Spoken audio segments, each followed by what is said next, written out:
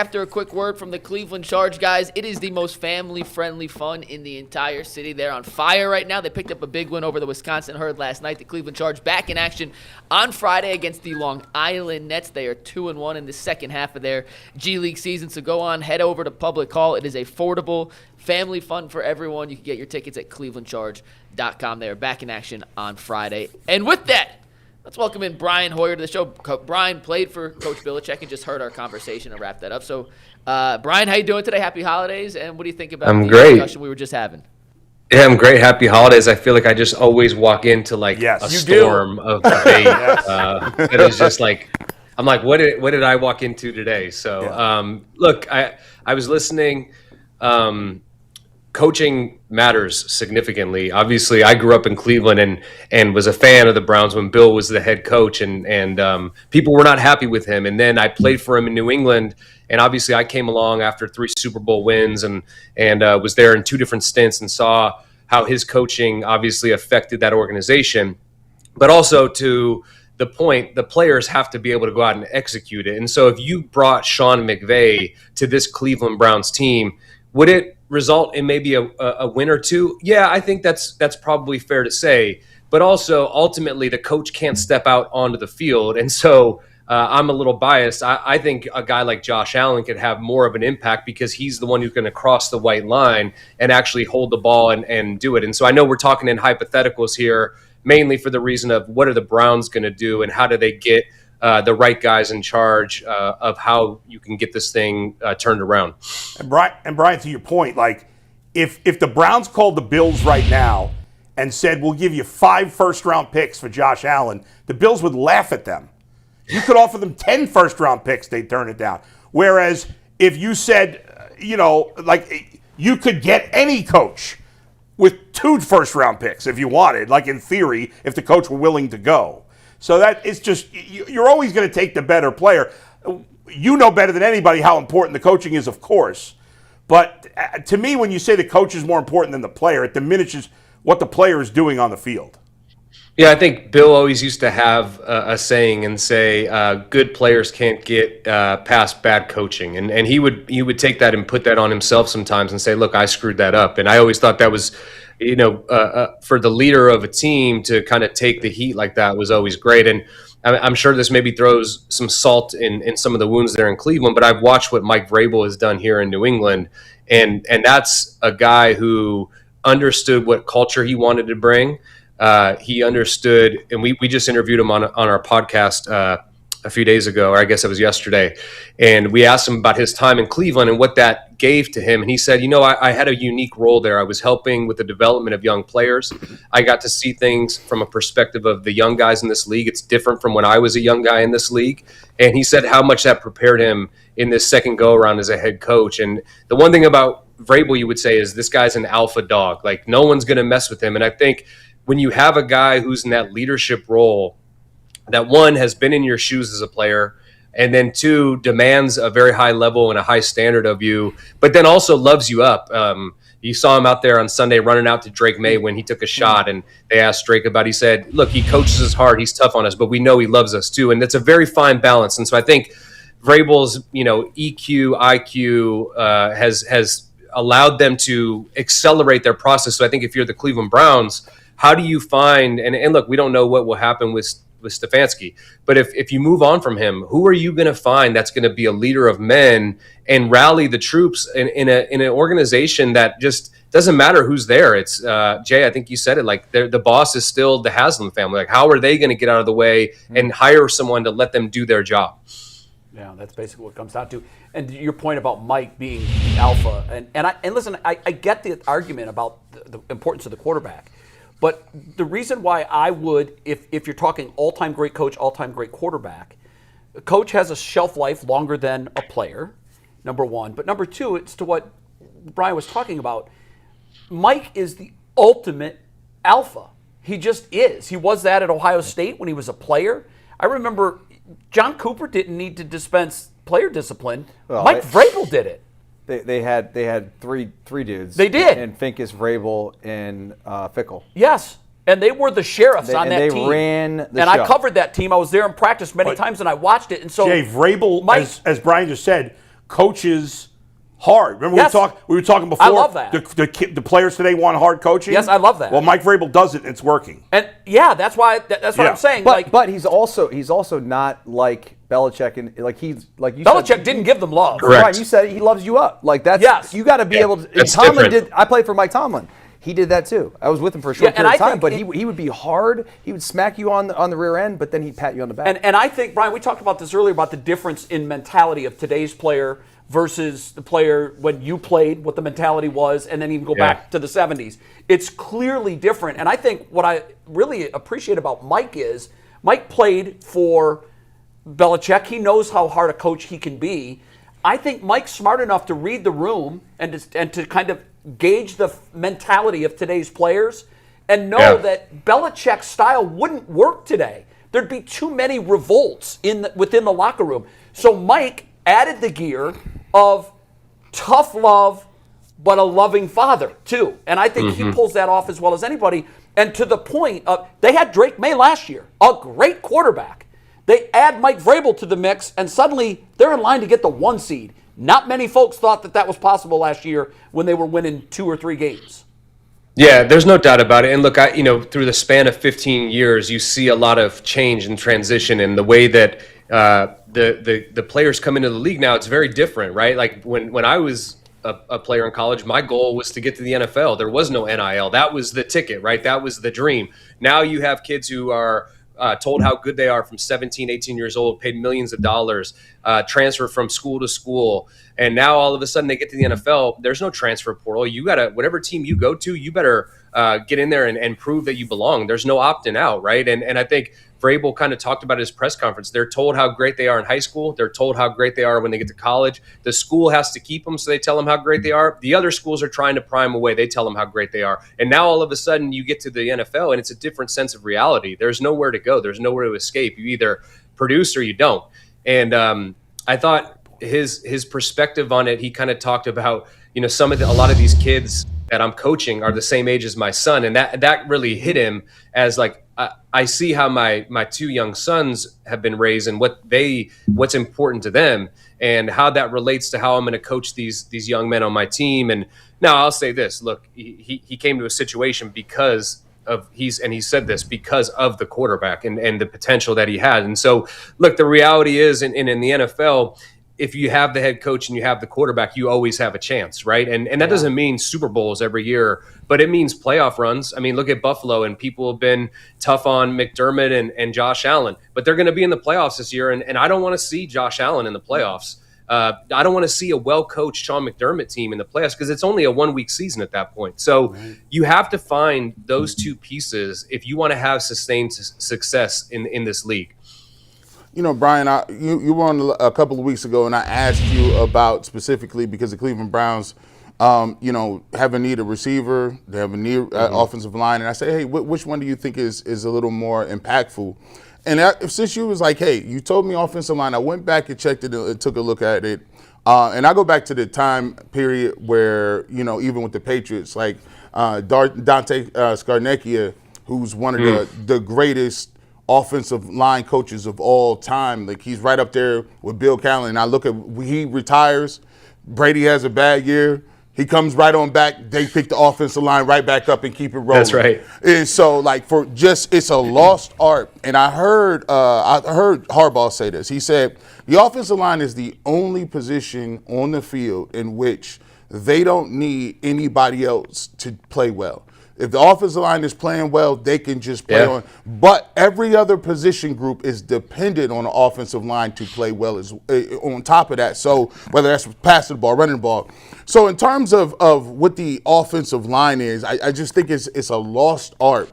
And I do believe, even in my mind, one of the biggest issues that the Cleveland Browns have, and if they want to get back to giving their quarterbacks a chance, it's retooling that offensive line and getting it back to a specific place where you can run the ball. Yeah, there's no doubt about it. And I look at a team like the Detroit Lions who've been so dominant, and they've had issues with offensive line all year. The center retires unexpectedly in the offseason. They lose Zeitler, I believe, I think he went to Tennessee. You have injuries in the interior offensive line. And Jared Goff goes from being this guy who was winning 15 games, and now all of a sudden he's just under duress. I watched that game against Minnesota the other day, and he is just getting obliterated play after play after play. And that also then goes to the running game. And honestly, you look at the teams that are really the most successful right now offensively, they're very well balanced. I saw a chart the other day of like the top 5 teams that play under center more than any other team in the NFL. Those guys are at the top of the league, and when it comes to most metrics on offense, and that's because when you're able to run the football, it opens up a lot of different avenues to be successful. You can run play action, you can run screens, you can drop back pass. When you can't run the football, and I look back to my last year in Cleveland, and when we lost Alex Mack, I really felt like that was the downfall of that season because he was the leader of that unit. He was in that system, the guy who made every call, every line call, got the line going to the right people. And we fooled people for a few weeks after he was hurt that we could still run the ball. And that's why we were able to still have our play action pass game and have success with that. But once people realized that we really couldn't run the ball the same way, now they start teeing off on you and you have to turn into a drop back pass team. And we just weren't built to do that. And so, look, it's the backbone of the entire offensive unit. If those guys play well, then you probably have a good chance that you're going to run the ball and pass the ball well. If they struggle, no one else can do their job. So you put it in the right format right there. If they do their job, people can do their jobs as well. If they don't do their job, it doesn't matter if you have the best receiver, you don't have time to get on the ball, or if you have the best running back and there's no lanes. Look at what Saquon Barkley, I mean, he struggled this year because that offensive line hasn't had the same success of getting him to that second level. They can get him to the linebackers, but last year they were getting up to those linebackers. He was getting to the secondary, and he had close to a historic season. So it all starts with those guys. Brian, we were talking earlier before you joined us about Mike McDaniel. There's a report out there that maybe the Browns would be interested in him. He was here when you were in Cleveland. Do you think that would be a good fit? Do you think he's got a good taste about Cleveland still in his mouth, or no? Interesting enough, I think that was, with he came there with Kyle, that didn't end in a great way, but you want to be a head coach. And I love Mike. I look at the Cleveland Browns organization, and you got to go out and find your Mike Vrabel. You got to go out and find your Jim Harbaugh. You got to find a guy who, when everybody looks at that organization, they say there's one leader, right? Not the GM and the owner and the head coach and the quarter. Like, they need to find a guy who is that alpha, who is going to basically take the entire organization and make it his. I don't know if Mike McDaniel is that type of personality to be able to do that. I think Mike is a great guy that goes into a situation where they have a lot of talent, a lot of speed, the way that he builds his offense. And also, I think Teddy Bruschi talked about this one time on NFL Live. You got to, when you're interviewing a coach, it's great to look at stats and what all of those things that he's done. But you ultimately have to hire a guy who's going to sit in front of a group of men every single day and demand respect and do it in the right way. And so I don't know who that is. I don't know what the coaching carousel is going to look like. Who are the main candidates? But I know a guy up in Minnesota, and I get it. There's an ongoing legal battle. But Brian Flores is going to come in. He ain't going to take any shit from anybody. That's just the way it is. And I was around Flo when he was here in New England. I think he got a bad rap down in Miami. He was clearly right about Tua and how that's ended in Miami. He knows how to coach, and he is an alpha dog. He and I got into it several times out of practice because we would have this competitive period, and we'd play for push-ups. And one time I got him. I was like, "That's right. Get down and give me 10, Flo." And I'll tell you what, he got up in my face real quick. We had to be separated. But that's the intensity of a guy that you want, who needs to be in charge of the Cleveland Browns. I was pumping my fist, Brian, because for about 3 months I've been saying they should hire Brian Flores to be the coach. I want a coach who's a hard ass, which he obviously is. I want a coach that has experience but is not too old, which is him. I don't want another first-time coach where we don't know. Like, he had that experience in Miami. He learned. He made some mistakes, I'm sure. He learned from them. He's done a great job in Minnesota. What can you say? I mean, the way you describe him just makes me want him even more. Sounds like an unbelievable choice. He's a tremendous coach. He learned, obviously under Bill in New England, but then you go out and get a taste of it on your own as a head coach for the first time. You see what works, you see what doesn't work. And I think that goes a long way of what we talked about earlier. How does today's players respond to that type of coaching? And I would say the big thing with Flo is He's gone out and had some other experience since he was a head coach. He understands how to relate to these young players. You look at the way that those defensive guys look at him in Minnesota, and they understand that hard coaching equates to success. It's a ferocious type of style of play. I think you need that in the AFC North. I think he's the right attitude. I don't know if they will look at his way, but I think that's the type of guy you want to go out and hire who, when everybody looks at that organization, they're going to say there's an undoubted leader of who we're going to go to with anything. Yeah, we'd love to have that. Do you think the legal issue, and we know the NFL can freeze guys out if they want, do you think that becomes a roadblock at all to him becoming a head coach again?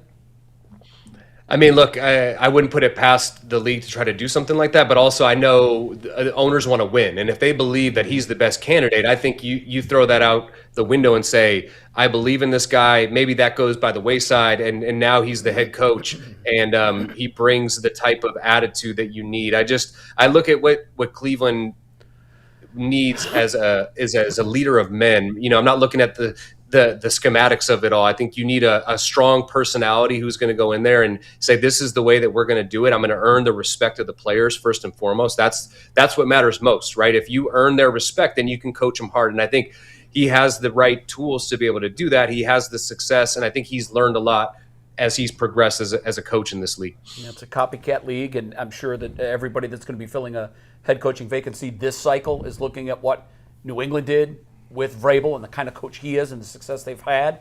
And, you imitate success in this league. That's what happens. Before we let you go, we want a progress update from you on Shedeur Sanders. What have you seen from week one to where we are now? Where has he progressed? Where does he need to continue to grow? No, I thought he had a good game the other day. I thought, look, as a quarterback, I look at that first interception. He's getting hit in the back. The ball gets tipped. I'm not putting that on Shedeur. If I'm going to nitpick, I would have thought maybe he starts his read with the out route by the tight end. Usually in an offense where you have a short out route, that's maybe where your progression starts, and maybe he can get it off a little bit faster. But I'm not putting that on him. The other one is just, I think, as he progresses, you have to eliminate bad football, right? That's the only way to be successful in this league, is to eliminate the bad football. And when you make that mistake, don't make it the next time. And so laying it up there in the middle of the field, I didn't think was a great decision. But there was a lot of plays in this game that I thought he looked better in the pocket. He stepped up. I thought the throw to Tillman, great touch, accuracy on that, especially in those conditions. I think that's one thing I was impressed with. Like, this is AFC North football. Are you going to be able to play in the elements? And I thought he did a good job. The throw to Judy across the middle was great. High-lowing the linebackers. The touchdown to Fannin, I think finding that matchup and getting to him. So I see improvement. There's no doubt about it. Now has to come the consistency, because I think if you can eliminate some of those head-scratching plays that he makes and keep stacking the good ones, I think he makes his case for at least having a shot to compete for that starting role next year. Brian, real quick before you go, do you have interest in coaching? Is that something on your radar, or is it more media, or what do you think? Not right now. I look at it, and my son's 13. He's starting his football journey. I want to make sure that I'm around for that. I have so much respect for the coaches that I played for, the time, the effort that they put in, and I'm just not ready to commit that much time from my life right now. So I enjoy doing what I'm doing with you guys, get on here and still talk about the game. It keeps me very connected. Now, I watch a lot of film. I do several different things, local and national, and so I'm watching a lot of it. I feel like if I want to jump into it at some point, maybe my son's off to college or whatever it might be, I still have those connections, and I still love the game, and that's why doing this stuff is awesome. Especially you guys pulling me back into my hometown of the Cleveland Browns. Definitely keeps me watching them a little bit more, and had them on the split screen with the Patriots game the other day. And once it got out of hand, I focused on the Browns game. So it's a lot of fun to do. Is your son a quarterback? Yeah. And we're working on it. We're working on it. You guys wouldn't believe this. I have to pay a quarterback coach to coach him to play quarterback, because I'm just his dad and I don't know what I'm talking about. So every once in a while. That's wild. That's wild work. That's crazy. It's a different voice. It's a different voice. I want to chime in, Brian, because dude, I got a 16-year-old daughter and a 13-year-old son as well. They don't listen to. I can't coach them in anything. But their just own dad, coaches, their own private coaches, they listen like I wish they would listen to me. It's crazy. Yeah, that's wild. So, So what I've been doing is not alone. I help coach at a high school here that's very, I would call like the St. Ignatius of Boston, and I help coach at the varsity level. That way, by the time if he makes it up there, I'm already a coach, so he can't say like I try to do it just to help him. So we'll see if he gets there. I like your long-term thinking on that. Yeah, that's You've right. got it figured out. Yeah. There's nothing greater than watching your kids chase their dreams. And Tim Couch's kid's now playing in college. He right? is playing in college, and so enjoy it. Yeah. Thanks for coming on. Happy Thanks, New Brian. Year Thank to you. you. And Happy I New know Year, that you're not guys. going to Good to echo see this ya. sentiment, but maybe you will as a Big Ten guy. Go Bucks! Go Bucks! Go Bucks! Hey, my guy Absolutely. Matt Patricia down there. I'm rooting for Matty P. I right. think That's right. they have a tremendous team. They've been a lot of fun to watch. And look, I'm an Ohio guy, so as long as it's not the team up north, we can definitely cheer for the other Big Ten teams. Yes, sir. Who are they going to play in the? Who do you think they'll play in the championship eventually? Dang, Assuming you you think the I haven't Jumping 'em. looked at the bracket, but could it be Georgia? I think that would be a great matchup. They play can't. Georgia in the Would that make semis. sense? they play they'd Georgia in the see semis, semis maybe first. Texas Tech. Right? I don't know. Tech or- I want a Football, I'm rematch kind of- with Indiana. Yeah. I want to see Oh, that I'd like again. that. I think Mendoza's. I mean, look, we're talking about quarterbacks. Like that Mendoza kid, I think I see a lot of qualities similar to what I've seen with Drake May, because obviously I follow him closely. Big, strong, super. When it comes to the mental aspect of the game, I love when I hear him talk about reading coverage and things like that. So that'd be a great rematch. Look, we got to fix college football. This transfer, I'm watching. Oh. I think Iowa State has 17 kids on their roster. Like it's Yeah, just 42 it's out of in the portal. control and. Yeah, it makes it to like we were watching the USC TCU game last night, and my son's like, "Who do you think's gonna win?" I'm like, honestly, I don't even know who half of these kids are. Remember the days when Reggie Bush played for USC Yeah. and everybody knew who it was? I didn't know who any of those players were. Yeah, agreed. it is. It's a mess. Hopefully, it's going to get figured out because what they're doing now is not going to work long term. Coaches too, the way they change teams. Yeah. Also, Well, they got to yeah. fix that too. Yeah, it's a fact. I mean, I don't know if you heard Calipari's comments about it earlier this week, but his comments, he made a lot of sense with what he said. A lot of these kids are going to graduate and they're going to have 4 different schools under their belt with no degree and no real place to call home when they're done. Thanks, Brian. You're the Brian, best, man. have a All happy right, guys. New Year. Happy New Year. That was great insight. He's Super awesome. insight. I think he.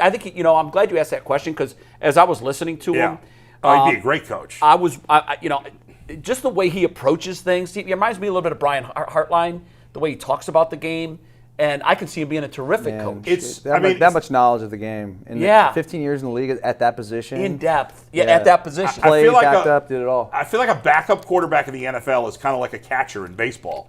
You're just so involved in so many things. Yeah. And the reason there's so many catchers in baseball as managers is because they're involved with the pitcher and they're involved in hitting. I'm asking a question I don't know Yeah. the answer to, and you guys can help me. Yeah. How many NFL coaches were former quarterbacks? Not a lot. I can't think of a No, lot. but I think they would be good. I would think they'd make great coaches. O'Connell, Harbaugh. McVay. Harbaugh. Yeah.